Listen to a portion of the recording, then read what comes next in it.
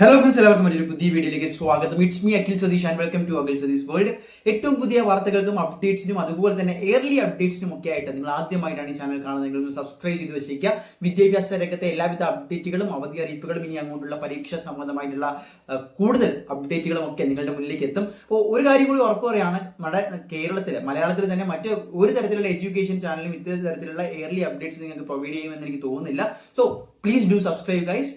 നമുക്ക് കാര്യത്തിലേക്ക് തന്നെ കടക്കാം. നമ്മുടെ കേരളത്തിലെ മഴ മുന്നറിയിപ്പുകൾ വീണ്ടും ശക്തമാവുകയാണ്. ഒരുപാട് വിദ്യാർത്ഥികൾ ഇന്നലെ മുതൽ തന്നെ കമന്റ് ചെയ്യുകയുണ്ടായിരുന്നു. കാരണം ഇനി അടുത്ത തിങ്കൾ മുതൽ വെള്ളി വരെ അടുത്ത ഒരു വീക്ക് ഡേയ്സ് ആണ് വരുന്നത്. സോ ഏതൊക്കെ ജില്ലകളിലാണ് നിലവിൽ അറിയിപ്പുകൾ ഉള്ളത് എന്നും അത് വിദ്യാഭ്യാസ മേഖലയെ എപ്രകാരം ബാധിക്കാൻ സാധ്യതയുണ്ടെന്നൊക്കെ നോക്കാം. നിലവിൽ എന്തായാലും മഴ ശാന്തമാണ്. പക്ഷേ നാളെ മുതൽ കേരളത്തിൽ വീണ്ടും ശക്തമായ മഴ എന്ന അറിയിപ്പുകളാണ് കേന്ദ്ര കാലാവസ്ഥാ വകുപ്പിന്റെ കീഴിൽ ഇപ്പോൾ പുറത്തു വന്നിരിക്കുന്നത്. മറ്റൊന്നുമല്ല, ഓറഞ്ച് അലർട്ട് ഉൾപ്പെടെയുണ്ട്.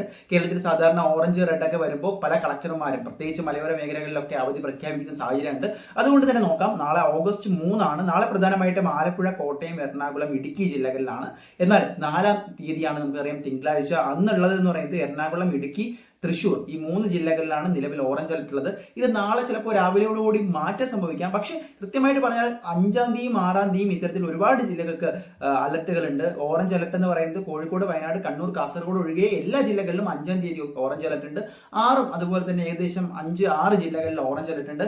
അപ്പോൾ വിദ്യാഭ്യാസ മേഖലയിൽ വീണ്ടും മഴ അവധികൾക്കുള്ള സാധ്യതയുണ്ട്. അപ്പോൾ ഏറ്റവും പുതിയ അപ്ഡേറ്റുകൾ വന്നാൽ നിങ്ങളുടെ മുന്നിലേക്ക് എത്തിക്കും.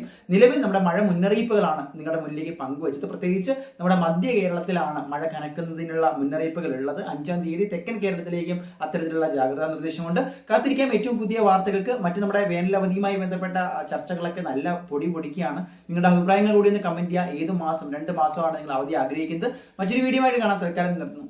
ടാറ്റ.